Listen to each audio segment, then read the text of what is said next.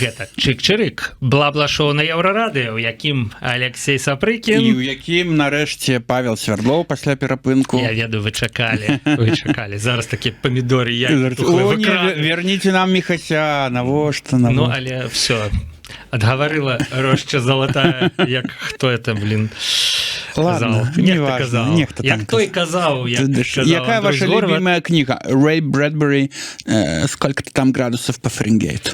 Карацей, сябры, вяртаемся да каранёў і працягваем распавядаць вам пра галоўныя падзеі тыдня, важныя для Беларусі і для беларусаў, словамі твітарскіх, а твітарскія за словам у кішэню не лезуць. І менавіта пра гэта, я так разумею, наш філасофскі твіт. Так, пачынаем, як звычайна, з твіта, які задасць пэўны настрой нашай праграме.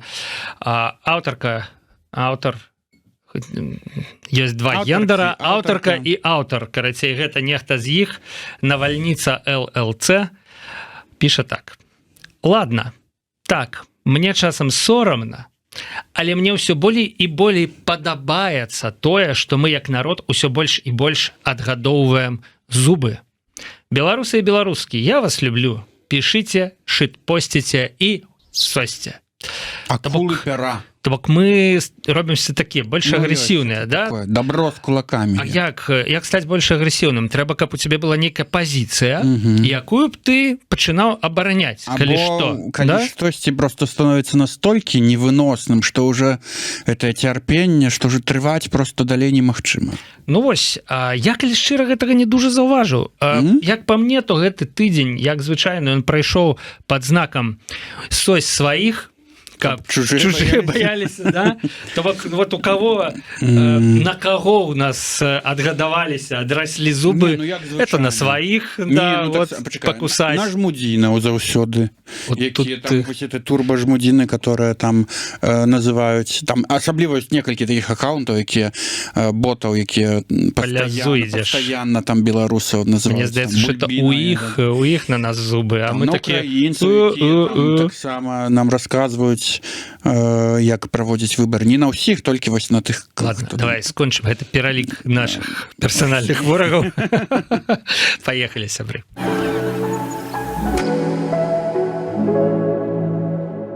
Ну, пачынаем з выбараў, натуральна. Іван Шыла, вось мы выбралі гэты твіт як такі стартавы. Уражанне Ивана Шылы. Смотрю видео с народом на выборах. Как же это все далеко стало. Другой мир. Он и в Беларуси существовал параллельно, а сейчас просто очень далеко. Ну, базанул, по-моему. Я сперва думал сказать, Иван, да ты что пишешь? Гэты мир заўжды был. Ну, апошнія там 30 гадоў мы живем. Ну, сапраўды. А Иван-то пишет про себе, оказывается, что это выборы ему уже... И вот гэты движняк совковый, да, вокол буфетов, это метусня, да, и она просто уже, ну, настолько глядится, як быццам бы Иван в космос уже летит на Марс, и такой, шо, белорусы, да гэтуль в буфетах смаженки там добываете по рублю, да? Ну, бачите. Я не ведаю, у меня такого адчування нема. Все равно глядишь и бесить. Вот як это все вот а на что глядеть? Обтяпали, обстряпали чарговый раз, вот это нахабно так. Минулую неделю нават ничего не глядел и был настолько счастливый. Я погулял настольный теннис, поездил на ровары. Протягивай, Алексей. Поглядел футбол. Все выдатно. Калі мы все ўжо, ведаеш, перадохнем ад сардэчных прыступаў розных, да, ад жэлчы там снутры, ты напішаш нашы біяграфіі, не даш пакаленню народжаных у 2080-е забыць пра нас. Вот, малайчына. Вы все будете абмяркоўваць, як там, хто там, што зрабіў. Джипсенкоў піша. Па дадзеных афіцыйных экзіт-полаў Олег Гайдукевич ізноў паказаў невялікі вынік. Ну вот, мне падабаецца, што ясна, што все было зразумела, відавочна і так далей. А вось такія вось жарты, это все, што нам застаецца. Нам жартаваць засталося. Але, спадар Джипсенкоў, лішняе слово одно. Трэба было так. Олег Гайдукевич ізноў паказаў невялікі. Як слово вынік, это, ну, крыху промах. Ці ёсць у гэтым вынік? Ці можна было б быць, можна уладкавацца, рэдагаваць твіты за які-небудзь грант. Рэдактарам Нормальны. Уже не, да. І яшчэ раз Джипсенко. Заўтра, то бок умоўна 27 студзеня, да? У нейкай камеры можа здарыцца такі дыялог. А цябе за што? За пратэсты пасля выбару. Якія пратэсты? І навошта ты цяпер пратэставаў? Так мяне за 2020. Бач, не ўсіх яшчэ працягваюць сажаць за 2020, а можна ўжо падумаць, што это за 2025. Вось, але чаму гэтая сітуацыя немагчымая? Жарты жартамі, але гэта не жарт. Не, чаму гэтая сітуацыя немагчымая, піша нам Артур. Немагчымы такі дыялог, дзе ты знойдзеш двух зняволеных, якія размаўляюць па-беларуску. Мне здаецца, можна, да, можна. Якраз таки вот там, але ведаеш, якраз таки вот там у адной камеры можна знайсці 2 і 3 і 5 чалавек, якія размаўляюць па-беларуску. Мы ж разумеем, кого сажаюць. Самазахавання і рацыю размаўляць там па-беларуску ці не, гэты твіт пра двух беларускамоўных мае сэнс. Паміж сабой. Все ж таки можна. З вертухаямі там можна уже па-руску. Улічваючы інстынкт самазахавання, мне здаецца, не было ніякіх пратэстаў, і ў прынцыпе я ухваляю рашэнне людзей не падстаўляцца. За што? Так вот, за что-то ясно, але ці прывядзе гэты пратэст да нейкіх вынікаў. Трэба, каб было адсюль да сюль. Ніякіх перадумоваў не было. Паглядзіце на 20-й год. Там ужо пачаліся і ўлетку, яшчэ і вясной нейкія акцыі, гэтак далей. Тут все было ціха, мірна.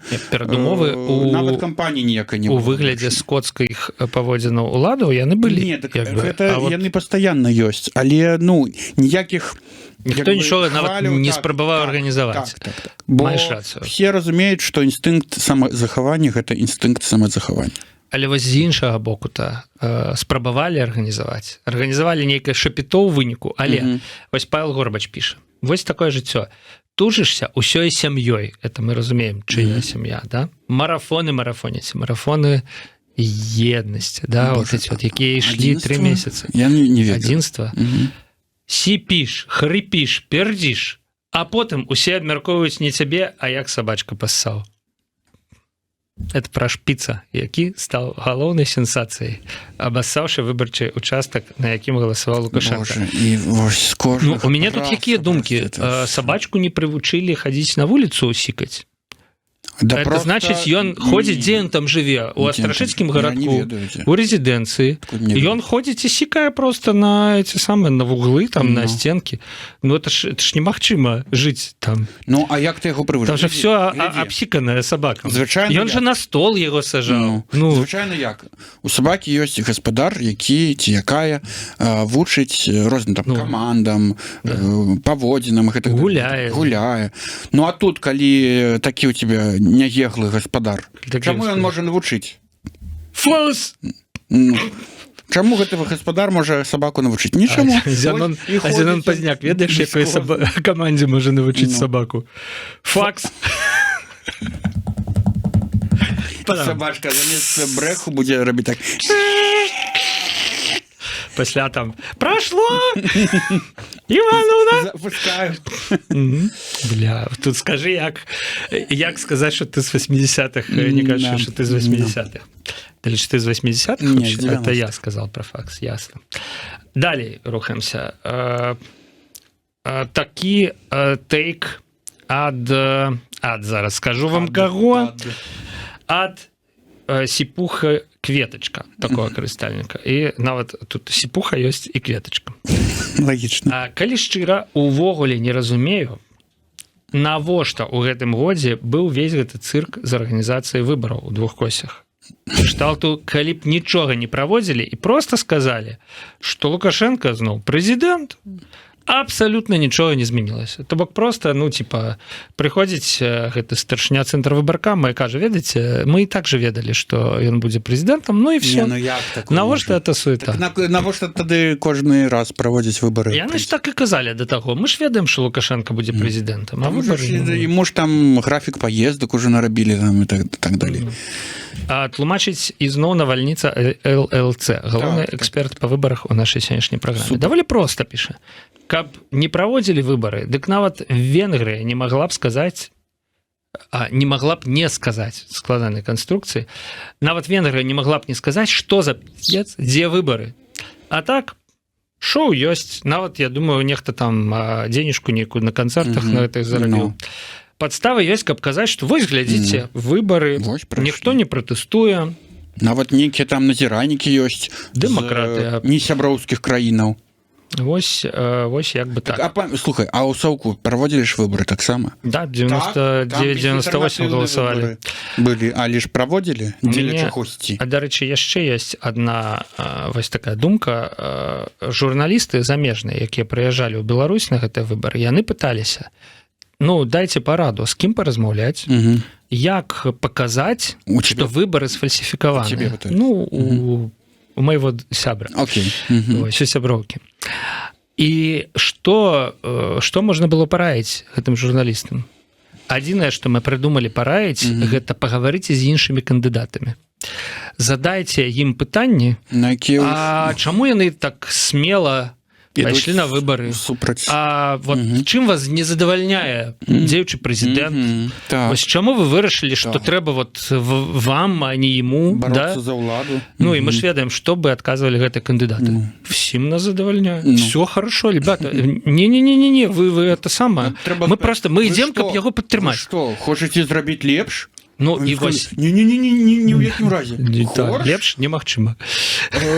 Ну, вось. І пачуўшы гэтыя адказы, заходні глядач, ён бы зразумеў, што з гэтымі выбарамі нешта не так. Дарэчы, менавіта так і зрабіў Стив Розенберг з BBC, паразмаўляўшы з 4 вось гэтых кандыдатаў-спойлераў. Ну і скончым гэтую тэму чыста абмеркавання выбараў, таму што там пра выбары яшчэ будзе шмат. Твітам Андрэя Стрыжака. Ёсць хлусня, ёсць жудасная хлусня, ёсць статыстыка, а ёсць 86,82%. Рэкорды. Для нас нічога не змянілася, працуем далей. Ну і добренька.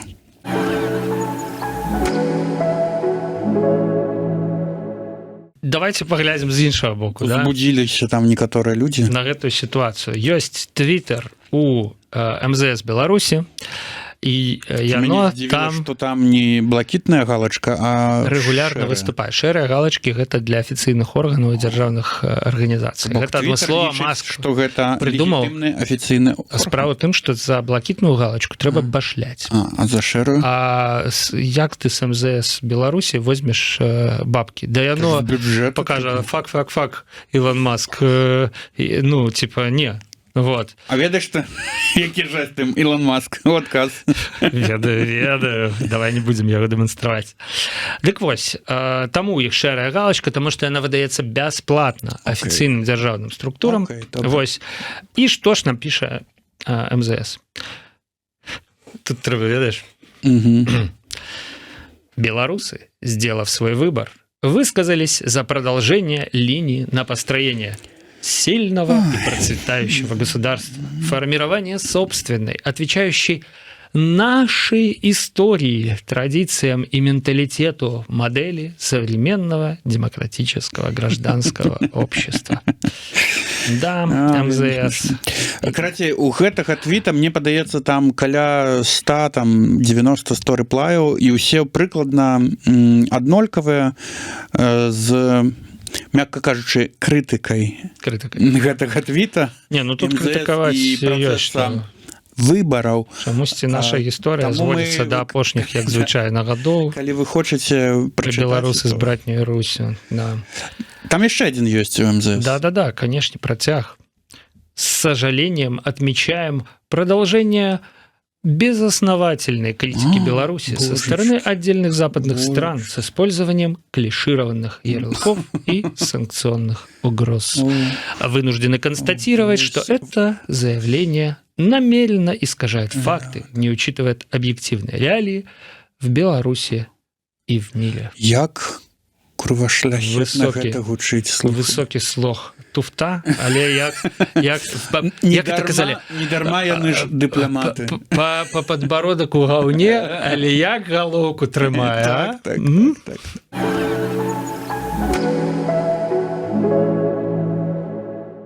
Але не ўсе рэакцыі замежныя на выбары вам спадабаюцца, сябры. І для мяне, калі шчыра, стаў шокам той контент, які генеруюць украінцы пасля выбараў у Беларусі. То бок, здаецца, з 20-го года прайшло 5 гадоў. Ужо все мусілі б разабрацца, хто да таго не разабраўся яшчэ, да?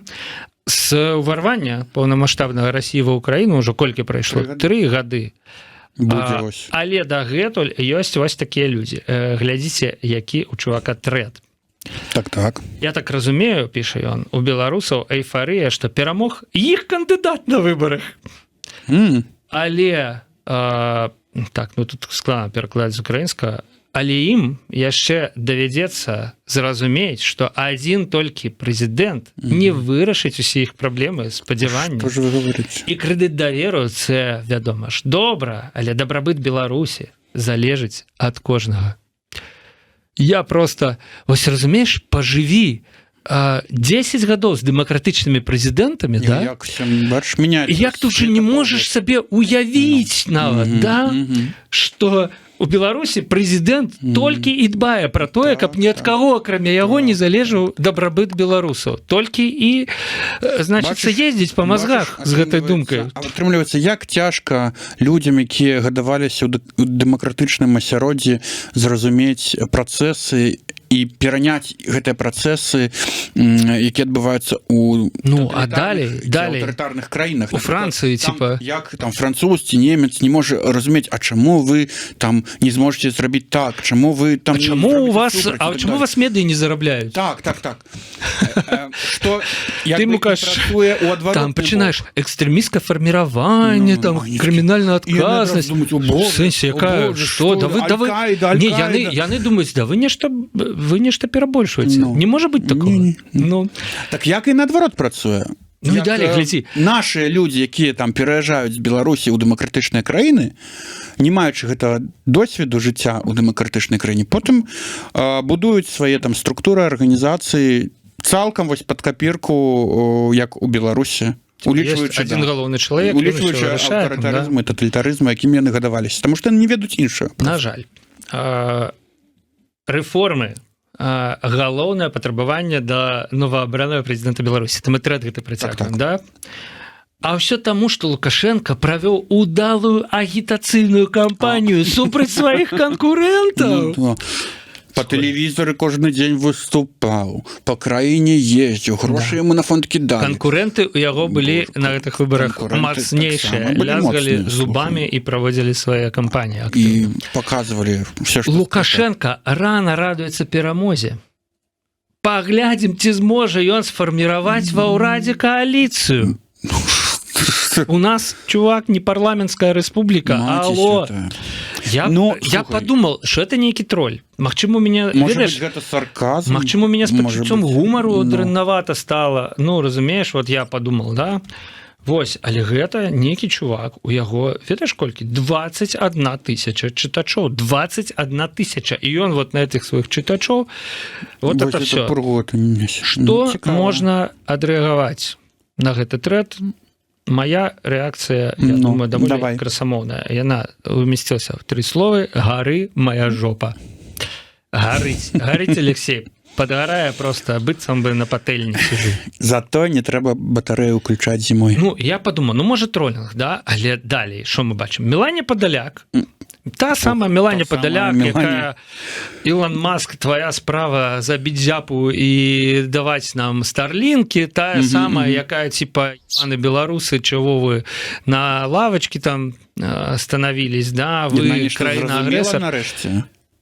Не, слухай, не. Яна выступила на мітынгу геть узурпатора, параўнаўшы Зеленскага з Лукашенко. Вау. І вот фотка. Геть узурпатора. Ну, зразумела хотя б, што Лукашенко узурпатора. Да, але як бы параўнанне, ну, такое так себе. Ёй адказваюць беларусы. Прыкладна так выглядала б Меланія Падаляк праз 10 хвілінаў пасля пачатку мітынгу гейт узурпатара, параўнаўшы Зеленскага з Лукашенко, калі б праводзіла яго у Мінску. Твіт ад вар'ята, вось гэтай дзяўчыны, якая таксама стала гераіняй навінаў на мінулым тыдні, якая загінула ва ўкраіне, а раней яна вось была збітая, светлашумавая граната ўзарвалася побач з ёю падчас пратэстаў у жніўні, 9 жніўня, уласна, 2020 года. Ну, што магу сказаць, Алексей, на гэты конт? І зноў гарыць жопа. 3 словы. Гары мая жопа.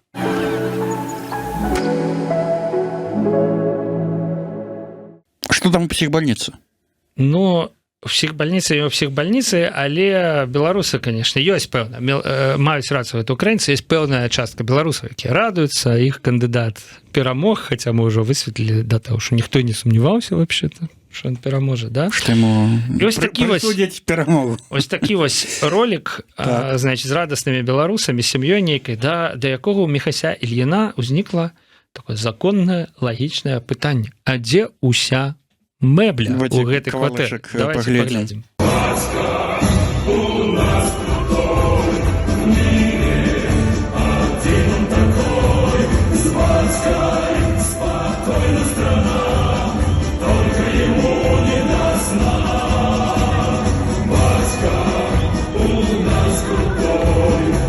Ну так. Што адказвае на гэта пытанне? Інтэр'ер. Зато якія шпалеры. Магчыма, ён, да, йога-мастер, яму ён спазнаў дзен, і яму ўжо, як это, дасціг прасвятлення і ідёт к реке, да? Мэблі нема, сам сабе рыплаець Міхась Ілін, но сам сабе не атрыплаеш, ніхто не атрыплаець. Мэблі нема, каб не сесці.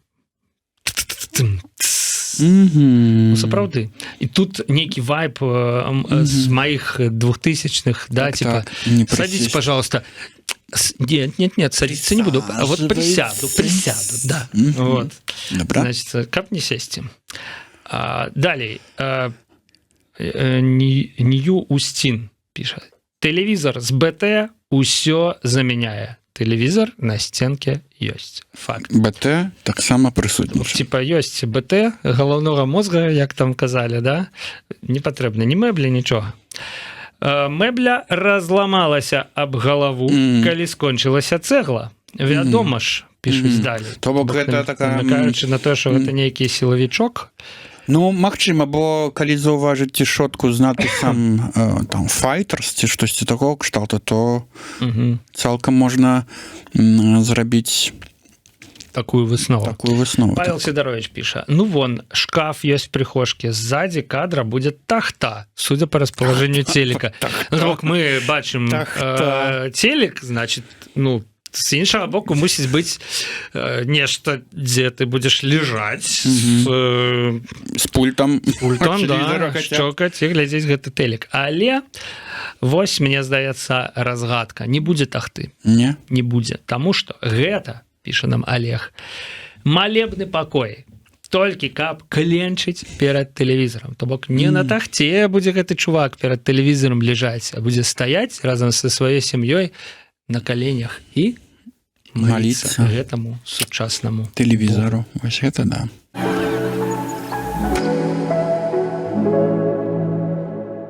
Яшчэ одно відэа, якое немагчыма абмеркаваць. Немагчыма не абмеркаваць. Ну што ж, немагчыма не абмеркаваць. Гэта дипфейк з Ціхановскай, які запусцілі ў дзень выбараў, мне здаецца, з самай раніцы ўлады, пра тое, што яна складае паўнамоцтвы, стамілася сыходзіць, да, перадае латушку, да, я не глядзеў. Перадае латушку, я таксама не глядзеў. Я, можа быць, пару секунд паглядзеў і адразу зразумеў, што это. Максим Бай піша, вядома, што гэта лайно, але ж сцэнар такі, я лічу, мае пад сабой глебу. Ну, типа, пра перадачу улады латушку. Па-першае, пра перадачу якой улады, а па-другое, а навошта?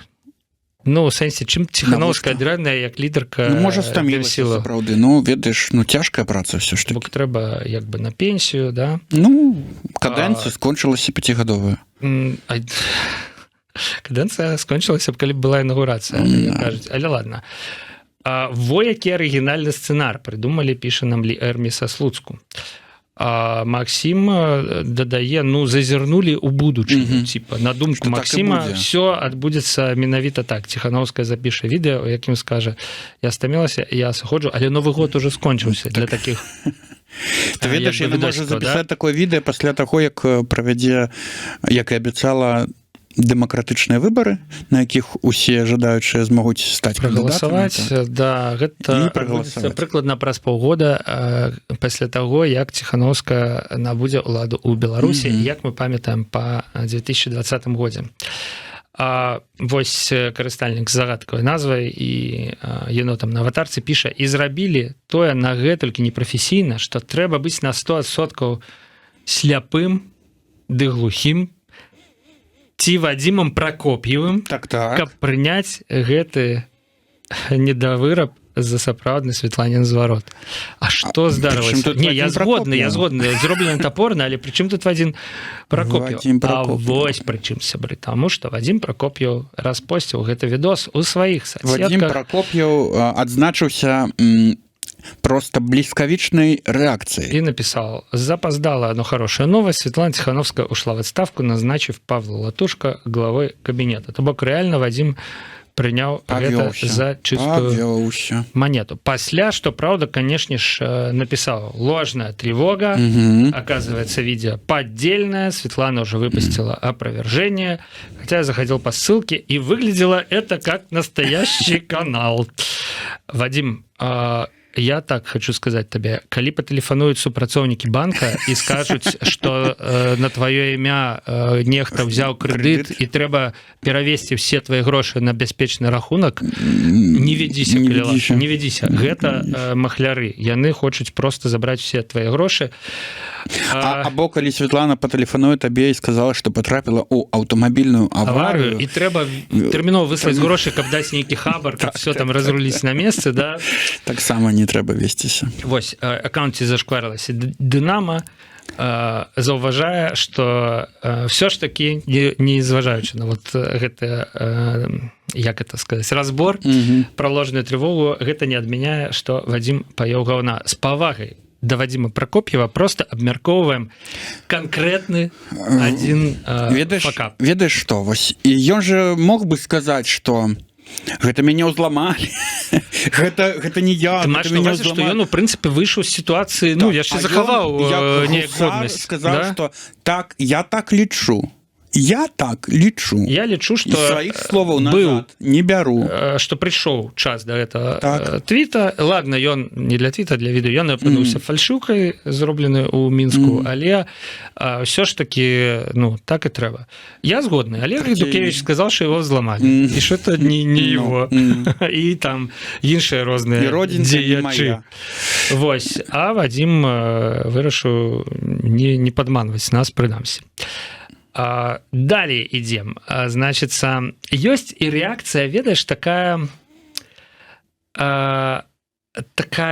ну... З'едлівая, да, что направду есть политики, яким варто было б и сапраўды некі час таму спыніцца, ну, там, на першых 2 месяцах за мяжой, напрыклад, да, і ці, напрыклад, на адным. Не ведаю, ці пра Святлану гэта, але, ну, маюць рацыю людзі, таму што, конечно, вось гэтае пытанне, типа, ваш КПД, які, ну, вот 5 гадоў прайшло, да, што, чаго мы дасягнулі, да, ну,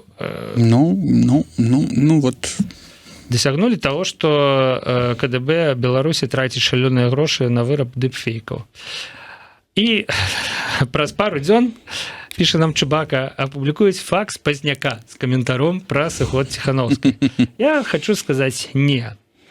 Деда так не правядзеш на Мякіне. Ён на гэты дыпфейк дакладна не павядзецца. Бо ён просто не лічыць патрэбным каментаваць такую лухту.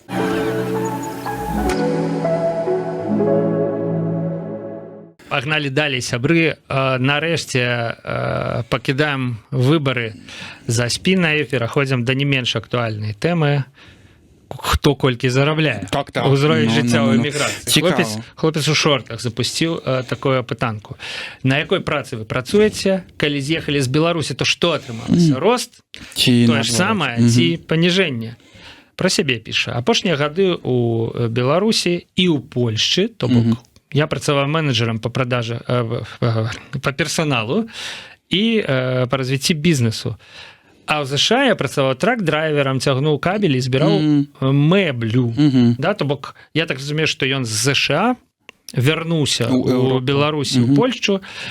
То бок, піша ён далей,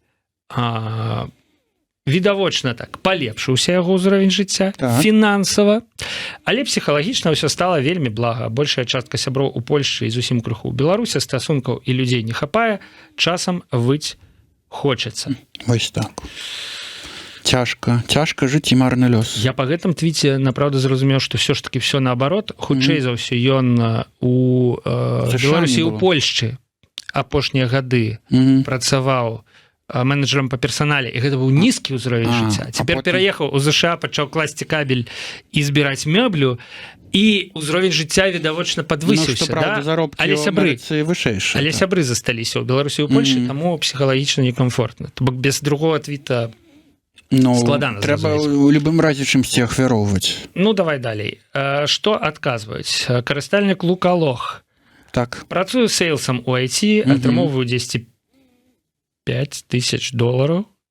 У прынцыпе норм, але хочацца 10 000. Хочацца. Добрае жаданне. Я хочу сказаць, што гэты чалавек увесь час прыходзіць да мяне, там дае радыё, рэплай і чакае, пакуль мы дадзім прасрацца. Так і піша ўвесь час. Дайце прасрацца. Я хочу сказаць, з заробкам у 5К дайце донат Еўрарадыё, шаноўны Лукалох. Тады дадзім прасрацца і вам, і ўсім. 100%. Ой, я гляджу, ты вырашыў прайсціся па ўсіх маіх хейтерах, да? Шеймлес. Так. Карыстальнік на назіральнік. чыстую ваду. У Беларусі было амаль усё. 4200 баксаў у месяц чыстымі атрымлівалася. Было 2 кватэры ў Мінску каля метро. Цяпер чыстымі 3600, дзелім на дваіх. Ну ладно. Кватэра $900 недзе, на астатняе жыць. Ні дакументаў, ні сяброў, ні перспектыў. На 2700. З плюсаў клімат не такі хіровы, шмат сонца. Ну, то бок спрэчна. Ці падвысіўся ўзровень жыцця, па заробку так паднізіўся відавочна, але я скажу, што шмат сонца гэта вельмі добра. Это лепш. Гэта вельмі добра ўплывае на якасць настрой. Той, у якога ад'ехала кукушка, відаць. Кукуха. Давай. У Беларусі да ад'езду працаваў тэхнічным пісьменнікам. Потым у той жа кампаніі падняўся да бізнес-аналітыка, у такім стане з'ехаў. Калі з беларускай працы звольнілі, пашанцавала, і зноў знайшоў працу як пісьменнік, але на грошы X2. Бачыш, у кагосьці рост відавочны. Рост X2. Далей. Далей. Дзям'ян. Зарабляю ў 2 разы больш, чым у Беларусі. Мае пляны зарабляць яшчэ ў 2 разы больш. Слушайте, беларусам это нормально, да? Малайцы. Ментальна цяжка, але мне не да суму. Трэба забяспечваць сям'ю. Ды і трымаюся за конт адной там мэты, якую сабе паставіў на гэты год. Ну, насправді, куды, калі сумаваць, калі сям'ю трэба забяспечваць. Што праўда, днямі бачыў нейкае відэа. Гэта в Твін-Піксе было, в Твін-Піксе, про тое, што мужчыны вось так вось, ну, это ж Дэвід Лінч памёр, трэба пераглядзець. Вось мужчыны вось так вось кажуць про тое, што іх все добра, пасля дастаюць рэвальвер і страляюць сабе ў вісок, да? Вось, але трымайцеся, сябар Дзям'ян. Хадзіце да псіхолагаў, калі што. Ну, вы глядзіце, Юлія Матузава працавала журналістам у Беларусі, працягнула працаваць за мяжой, узровень жыцця прыблізна той жа застаўся, але былі і цяжкія моманты. Вялізнае жаданне змяніць сферу, працую ў гэтым кірунку, магчымасцяў тут адназначна больш. Нешта мне падказвае, што жаданне хутка будзе рэальнасцю. Да, жаданне журналістаў змяніць сферу цалкам зразумелае апошнім часам, таму што пераходзім да наступнай тэмы. Сябры, застаўка, і будзе яна.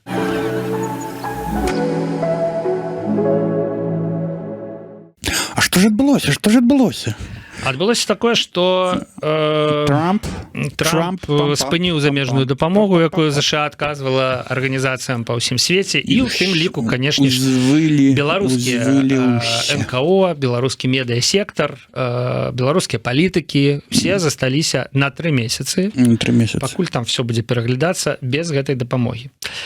Ну і вось, мне здаецца, ведаеш, што калі 3 месяцы праект не выжыве без нейкай дапамогі вось гэтай, да, гэта значыць, што праект быў не вельмі сур'ёзны. Ну, ведаеш, типа форс-мажор, ой, ну ладно, все, я складаю лапки і до побачення, да? Ну, так, гэта значыць, ну не сур'ёзна. Казалі. Вось, ці там пра планаванне, пра без вашых донатаў мы перастанем выходзіць з 1 лютага. Такая вось правакацыя. Як обычное утро, калі да? вы нам не заданаціце, мы... Як казала наша газета «Новинки» ў 2000-е, калі вы нам не заданаціце, мы заб'ем гэтага сабачку. Так. Было такое. Вось. Ну і карацей, як бы, ну я думаю, а вы што? Ну, а ідэя, а там місія нейкая, да? Вось. А ну, все, грошай нема, як бы... І плану на выпадак форс-мажора няма. Типа, калі вы нам не заданаціце, мы закрыемся. Ну, але я спадзяюся, што яны не закрыюцца, канешне, таму што бачу, што направду, што вось добра ў беларусах актыўна данаціць.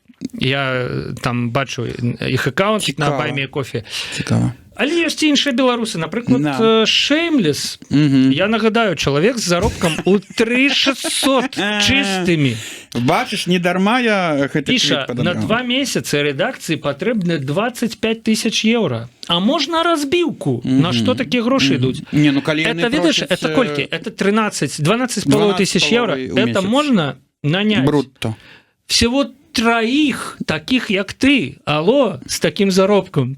3 чалавекі табе мусяць рабіць, кожны дзень. Ну, айцішнікі наўрад ці будуць стрымы рабіць і ў кадр працаваць. Ну, окей, 6 чалавек з заробкам удвая меншым. А ты пражыў, дарагі назіральнік, на заробак удвая меншым? Ну, вот, мяне здзіўляюць гэты пытанні, а на што такія грошы? Не, ведаеш, мне падабаецца эта рубрика «Наш любимый камунізм», калі мы будзем лезці да людзей у кішэню, хто і колькі зарабляе. Ну, да, людзі сказалі, ім столькі трэба. І абесцэньванне абсолютно чужой працы. Вот калі б мы вашу працу абесцэнілі, сказали, ну вы вот там IT, що ви там клацаеце по сваім клавішам, 500 баксов вам у плечы за прыгожыя вочы. Джафи пишет. Не. Понеслась экспертная аналитика. Почему медиа в изгнании не вышли самоокупаемость за 5 лет существования? А и правда, обычное утро... Что там, экстремистское формирование? Да? Почему это вы не вышли? Вам же стоять у чаргу рекламодавцы, каб профинансовать экстремистское формирование и сесть на 7 годов за это, да? Як бы, ну, мне здаецца, что причины відавочныя. Чаму меды не вышлі на самоокупляльнасць? Не, Паш, яны не відавочныя. Я думаю, что большасць гэтага не разумее. Юлія Матузова піша, выснова апошніх гадзінаў у твітары. Беларускія і расійская прапаганда выдатна папрацавалі у фармаванні негатыўнай рэакцыі на слова грант. Нам патрэбная медыаадукацыя і празрыстасць СМІ у пытанні фінансавання. А я пайшла працаваць, пакуль яшчэ магу. То бок што, все гэтыя тысячы адэкватных людзей, якія пішуць твіты, якія, значыцца, вот, у прынцыпе, падтрымліваюць дэмакратычны рух, да, яны павяліся на вот всю вот эту конечно. Это просто на раз-два. Это просто капец. Вот. На всю эту пропаганду, да у вас гранты, да вы хто? А, вы гранты, вы какие-то грошы там сыпляцца да вас з неба, просто подставляйте кішэні. Но, по-моему, все забывают, что гранты у Беларусі атрымаць было, ну, не то, что цяжка. Іх можна было атрымаць, але легалізаваць іх даволі цяжка, бо калі ты іх легалізуеш, ты падаеш заявку на рэгістрацыю. Я живу на грант, так, да? Заявку на рэгістрацыю і пасля таго, як е ухваляць, а калі ухваляць, ад гранта заберуць 50%. Дзяржава. Лукашенко пакладзе 50% грошаў у свой карман. На гэта быў бюджэт зрэзаецца ў 2 разы. Адмысловы дэпартамент гуманітарнай дзейнасці створаны, каб все это кантраляваць. Усе людзі, у асноўным арганізацыі СМІ дзяржаўныя, гранты атрымлівалі нелегальным чынам таким. А люди, оказывается, хотели, каб и меды, и НГА все распавядали. Так. Вось піша Струк. На самой справе, калі б СМИ и НГА не саромеліся гаварыць, што працуюць на гранты, то ситуации гэта ніколі б не было. Все б сидели в турме як за атрыманне грантаў за межы. Памятаеце? Беляцкага посадили. Да, якраз за тое, што быццам бы абналічваў нейкія грошы і ўвозіў іх у Беларусь і не плаціў з іх падаткі. Як быццам бы все ў нейкай краіне ружовых поні жывуць, шчыра. Трэці дотак піша. Калі б не донарская падтрымка ЗША ў 90-е ў пачатку 2000-х, то Беларусь і Украіна сёння былі б ужо часткамі Расіі. І гэта было б зроблена дэмакратычна, як выбары. У адпаведнасці з жаданнямі грамадзян, бо расійскім шалёным нафтавым грошам нішто б не супрацьстаяла ў фарміраванні грамадскай думкі. Самы час нагадаць, што бюджэт Russia Today, мне здаецца, дзённы бюджэт Russia Today меньше за гадавы бюджэт Еўрарадыё. Вот подумайте просто про гэта, а калі будете наступным разам... Не подумайте, і так вам і трэба. Конечно. Яшчэ якія думкі? Мсціслаўская Багема. Так. Я думаю, гэта ўсё таму, што усе калькуюць з дзяржсектару. Дзяржаўныя медыі атрымліваюць грошы ад дзяржавы, і праз гэта дзяржава кантралюе іхні наратыў. Всё, што трэба сказаць дзяржаве, яны і кажуць, нічога іншага не кажуць. Людзі па-за сферай не ўяўляюць, што можа быць па-іншаму. Калі табе грошы даюць, але не патрабуюць за гэта нешта сказаць канкрэтна. Наратыў стварае сама рэдакцыя, ад каго б яна грошы не атрымлівала. Залатыя слова менавіта так і працуе Еўрарадыё. Да нават па гэтай праграме, калі меркаваць. Паглядзіце, колькі мы ўжо з Алексеем сказалі абсалютна рознага, абсалютна розныя бакі. Міхась Ільін. Працую ў СМІ, каб не застацца без грошай, ужо знайшоў даўно запасны варыянт даходу. Стэндап на беларускай мове. Браво, Міхась, браво. Пралічыўся, але дзе? Наступны твіт Міхася Іліна, дарэчы. Да. Далей, дык што пішуць? Толькі Хартыя застанецца? Трошку выпаў з навін. Што Хартыя не фінансуецца Амерыкай? Хартыя недавно прызналася, што яе фінансуе расійскі мільярдэр. Невзлін. Хто там, Невзлін, да? Ізраільскі мільярдэр. Да, але сказала Наталья Радзіна, ніякі ён не расійскі, а даўным-даўно жыве ў Ізраілі. У Ізраілі ён на кампаніі ЮКАС і зарабіў свае мільярды. Бадам... Вось, давайте крыху канструктыву дададзім у гэтую сітуацыю. Александр Чарнуха піша: чытаю ад раніцы сумныя навіны пра беларускія YouTube-праекты, сітуацыя трындзец. Што можна зрабіць? Можна, конечно, напісаць у Твиттары каментар про тое, што ўсе грантасосы там і все такое, але падтрымлівайце капейчанай цікавыя вам праекты. Не чакайце трывожных заяваў ад творцаў. Ніхто не зарабляе вялікіх грошай на гэтай справе. Ваша падтрымка заўсёды будзе дарэчы. Могу сказать... Калі вы глядзіце гэты проект. Я вось шчыра скажу, я обычно утро не глядзеў ніколі. Раніцай глядзець такія праграмы мне не вельмі хочацца. Можна ж на іншае на нешта заданаціць. Вось, напрыклад, сябры Еўрарадыё, да? Могу сказаць, не буду падманваць вас, мы не знаходзімся на мяжы закрыцця. У нас все нормально с планаваннем. Мы, калі будзем знаходзіцца на мяжы закрыцця, мы пра гэта даведаемся, месяцы за 2-3, да? І будзе час, нешта зрабіць з гэтым, да? Але гэта не значыць, што нам не цяжка, але гэта не значыць, што у нас хапае грошай на тое, каб все... На талончыка няма. Все вот гэта вот, што мы робім, рабіць далей. Таму у нас ёсць Patreon, у нас ёсць Buy Me Coffee. Калі ласка, ваши донаты не будуць лішнымі. Персанальны зварот гаспадара Лукалох. Чакаем.